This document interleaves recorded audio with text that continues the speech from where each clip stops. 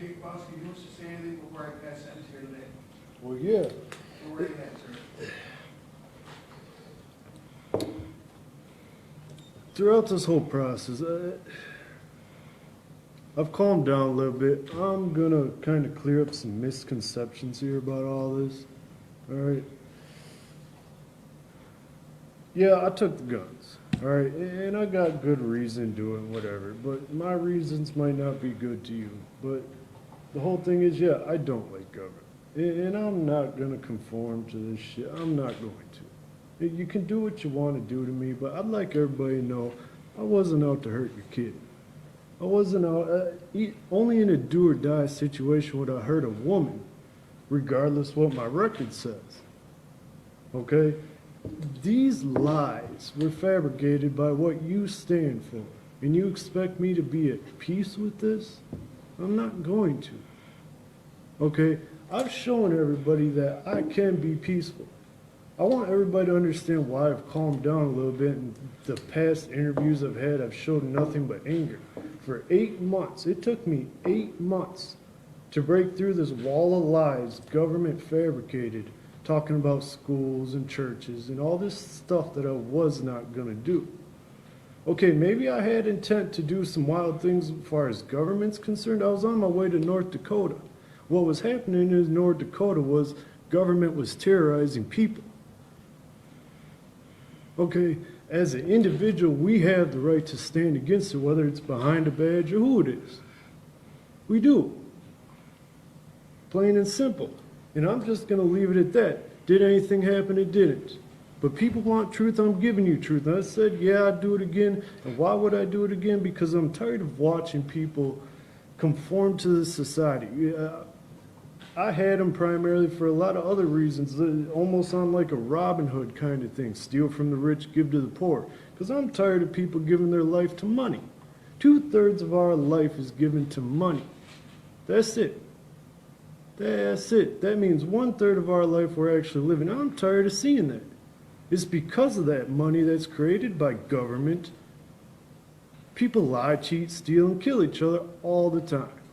How can government say what's right or wrong when they go against what they say is wrong all the time? How can you tell me it's wrong to kill? Government does it all the time. Whether it's police, military, or what it is, they're still doing it. How can you tell me theft is wrong when they do it all the time? You take our cars, you take our homes, you take our kids. How can you tell me this is wrong? I'm just mimicking the behaviors of what I've been born in. That's all I'm doing. That's all I'm doing. And this is why I'm standing against it. I'm tired of it. I'm tired of it. I grew up in a world of hate created by the system we live in. And I'm giving it back. Because I'm tired of it, man. I can't take it anymore. On a personal level, you too, Sullivan, and you have had me convicted for a battery. It did not happen. I'm going to stand on that till the day I die. I never beat that woman. I didn't pull her hair, I didn't punch her, I didn't kick her, I didn't slam her, I didn't nothing. But it took a cop behind a badge that said I did. And then it was made real by you two. And for the past 10 years of my life, I paid for that. For something I didn't do. That doesn't just create hate. That puts it in somebody that you just can't let it go. And I'm not going to let it go because it's wrong to punish somebody for something they didn't do. One time is one time too much. And it ain't even just that. I can go into the psychological aspect of the impact of this system that it has on society just in general. I mean, everybody looks at this environment right here and sees it as, well, this is orderly, this is peaceful, this is a civilized way to deal with people, but it's not by no means. The reality of what's truly going on is things like this right here. As I'm speaking to you and everybody in this room, how can anybody expect me to not feel anger or hatred towards you as you sit up there to judge me when I have done nothing to you personally, nothing? But yet you as a human being attack my life for no reason. You can justify what you're doing with all these beliefs and everything, all your reasons that you grew up to believe just to justify your behavior, but when you peel all this way, in the end, it's all about the money. That is the only reason why you're attacking me is for a paycheck to get you a home and get you a car and food and everything we come to need. And just like this guy right here that stands behind me, how should I not feel hatred towards these people when they help you do this? Yet I've done nothing to this man. Yet he's going to willingly attack my life when I've done nothing to him. And again, his reasons are all for the same reasons as yours. It's simply for a paycheck. It's for the money. You can try to justify it with your beliefs and reasons, but in the end, it's all about the money. It's the same with this guy. And this is 1, 2, 3 government officials. You're coming at me from all different angles. This doesn't just teach people hate that idolize government. It also shows a gang mentality. Where do you guys think people learn this gang violence and gang mentality? Look at government. They're born in this world where they idolize this. They see it all the time. All the time. And then when you got a government terrorizing, always talking about war and how to hate this and that and the other, this government, this system is nothing but of pure hate, divide and conquer. That's where I say I'm giving it back. I'm done with it. I would much rather be dead than be part of this world anymore. Why do I want to be part of a world that willingly chooses to kill itself, to destroy itself, by accepting entities that are creating hate? I'm not going to deal with it anymore. I'm redefining all of life again. Well, everybody wants to call me crazy, and just like these people, I could even go there with them, how they're even going there with hate. As they sit there and take the worst picture and try to make me out to be the meanest, craziest, whatever.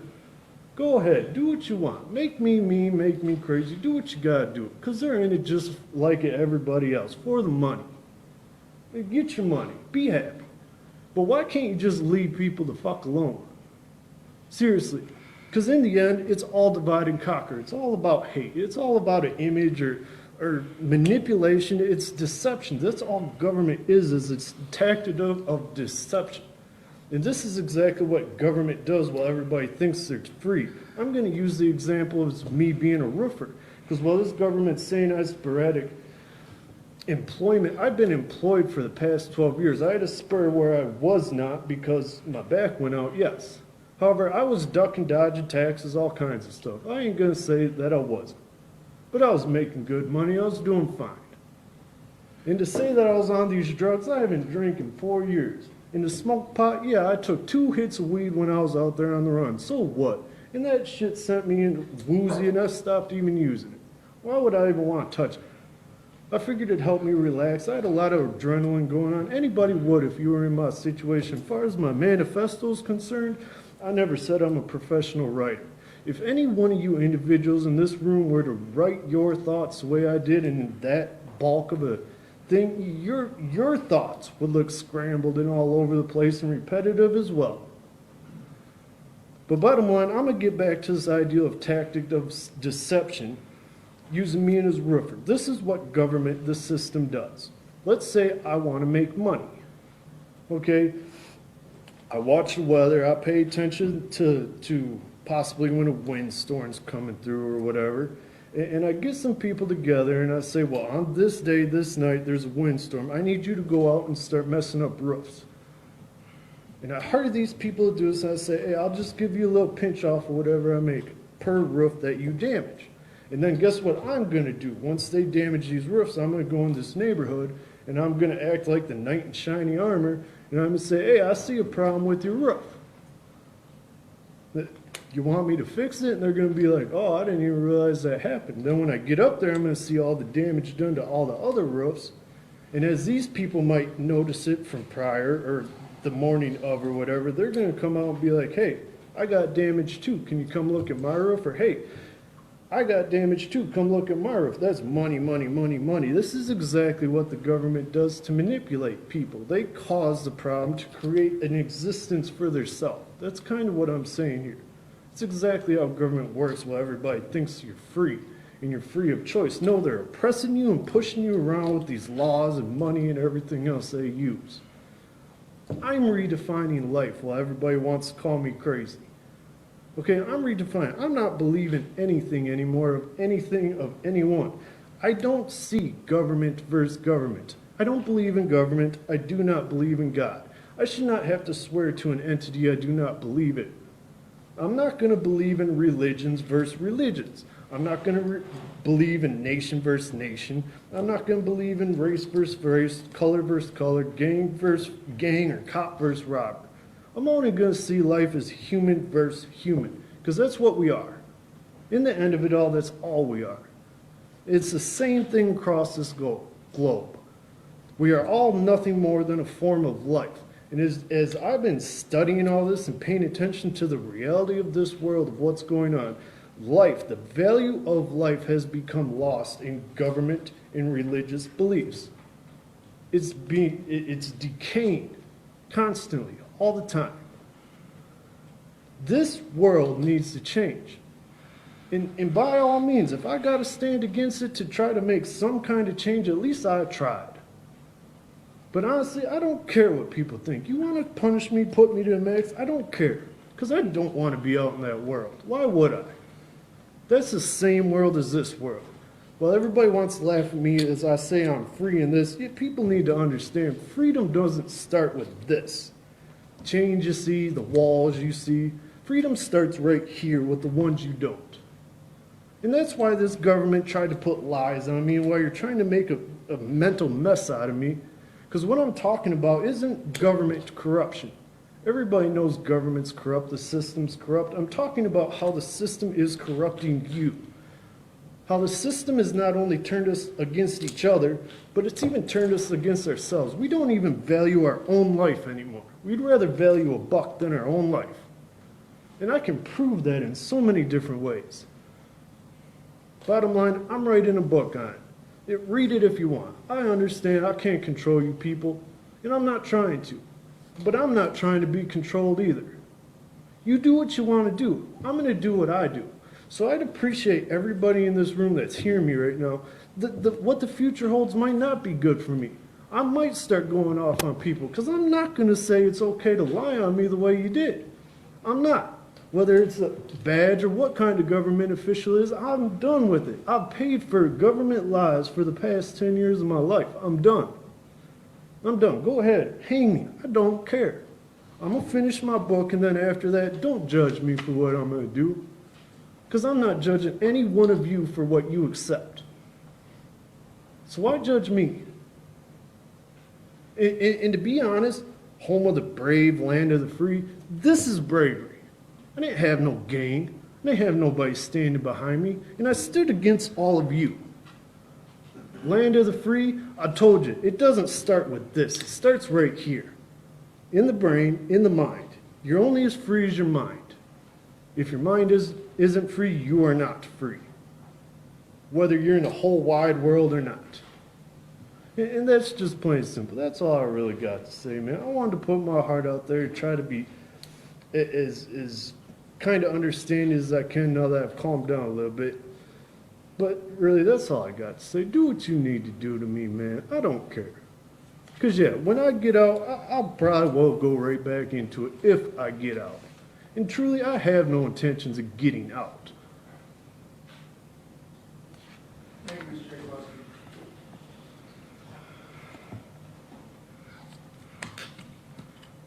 We're here for sentencing. Obviously, I do believe there's an overlap between the federal sentences that Mr. Jakubowski was given. And I do believe the overlap charges should be concurrent sentences. Frankly, he's punished for theft, federal level. What do we do here? Theft. And I think should be concurrent sentences. That's only fair. As I look at this case, and Mr. Murphy is trying to steal my thunder here. Applying state versus McCleary, state versus Tooth, state versus Gallion, and the ADA standards for sentencing.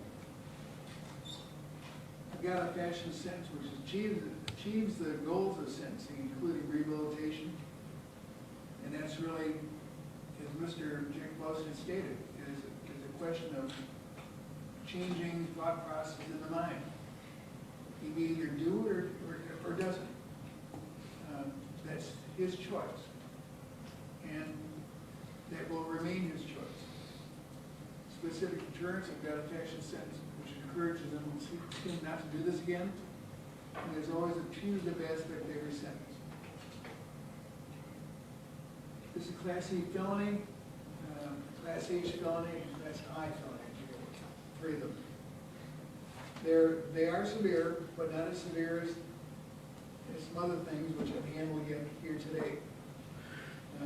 Character of the defendant, Mr. Jakubowski has had brushes with the law over the period of his life. However, again, as Mr. Murphy points out, he's had a hiatus from those things for the past several years and lived really, as far as the criminal justice system is, off the grid. He has not appeared in the criminal justice system. The risk it presents to the community, that's another thing. I look at the defense, and I was frankly fascinated during the trial, as I recall. Mr. Jakubowski on April 4th, 2017, went into argumentum, the gunshot.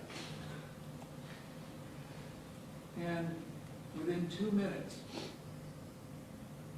we brought a bag with him, a carry-all bag, and removed 18 secured weapons, 2 long weapons, including a fully automatic M16 type weapon, and 16 handguns, together with 2 silencers. Mr. Jakubowski, plus 1,500 rounds of ammunition and a ballistic vest.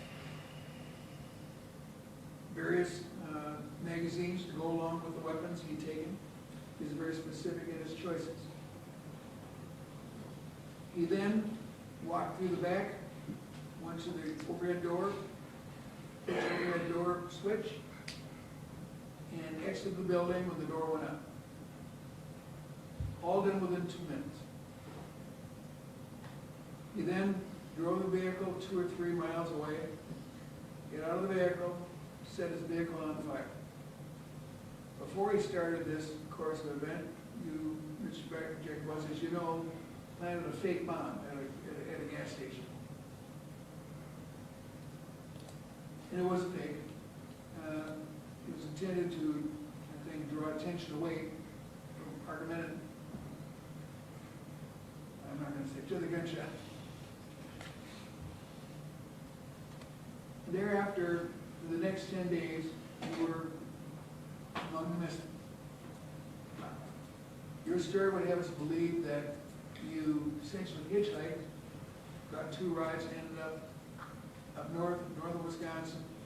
At that time, you only had 6 weapons in your possession, together with ammunition and 1 silencer, stating that you got rid of them along the way. I don't believe that. I don't believe that at all. I believe you know where those weapons are and you know where they went. But that was your choice. The choice I have to make here is whether or not you wish to tell us what you did with those weapons actually instead of the fairies did. They certainly weren't where you claimed they were when you went out with Mr. Murphy and the law enforcement officers to try to find them. For a person who claims that you don't want to be judged, and I've judged you in the past, and that's true, that's what they call it, why they call me a judge. I don't get to pick people who come into my courtroom. They choose to be involved in the criminal justice system, and I end up having them in my courtroom. I don't know, frankly, Mr. Jakubowski, whether I handled your prior cases. You indicated I did, and it could be true. 30-year career, I've met a lot of people. I can't remember everybody. I do know this. I know nothing about the allegations that you've said here about other things, such as the threats to schools or threats to whatever. I don't know about those. And I'm not basing any sentence here today upon anything except this crime, what was perpetrated, and that's it. That's what I'm dealing with here.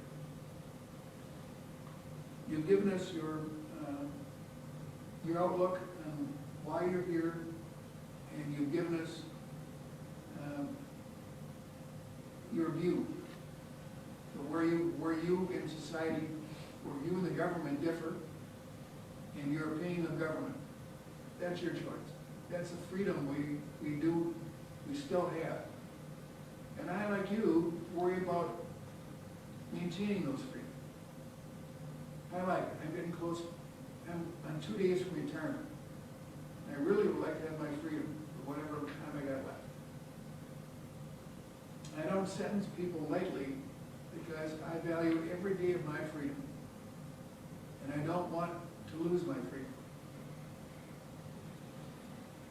And I'm sure you don't either. But you made a personal crusade, and that was your choice. I don't have an opinion on one way or the other because that was your choice, and it's a personal choice you can make in this country. I have to deal with the criminal conduct which brought you here today. I am concerned. It was a well-planned, well-executed plan to steal 18 specific weapons. And you specifically went to certain weapons and to obtain magazines and rounds to load.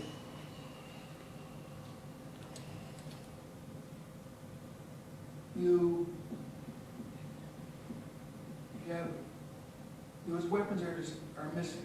12 of those weapons and one silencer are missing. And that does concern me. In a country where bad things have happened, where they shouldn't be happening, I think we all agree on that. I am concerned about where those weapons are.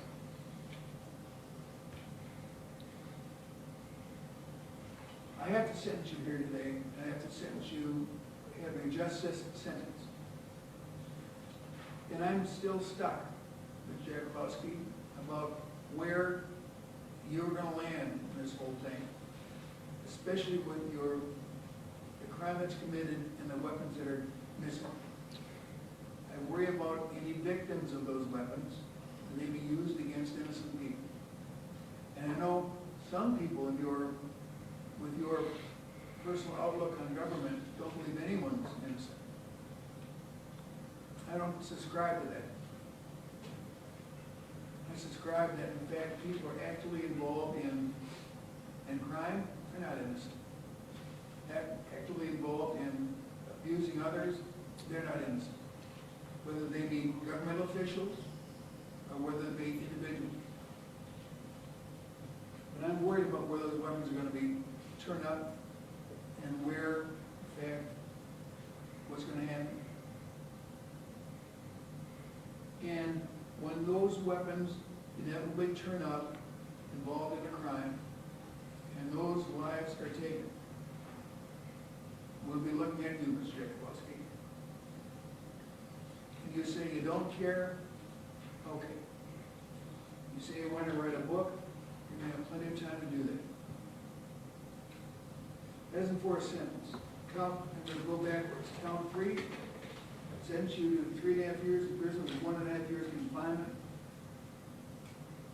and 2 years extended supervision. That will be concurrent with the federal sentence. Count 2, sentence you to 6 years, 3 years confinement, 3 years extended supervision, concurrent with the federal sentence. For count 1, I'm sentencing you to 10 years, 5 years confinement, 5 years extended supervision, consecutive to the federal sentence.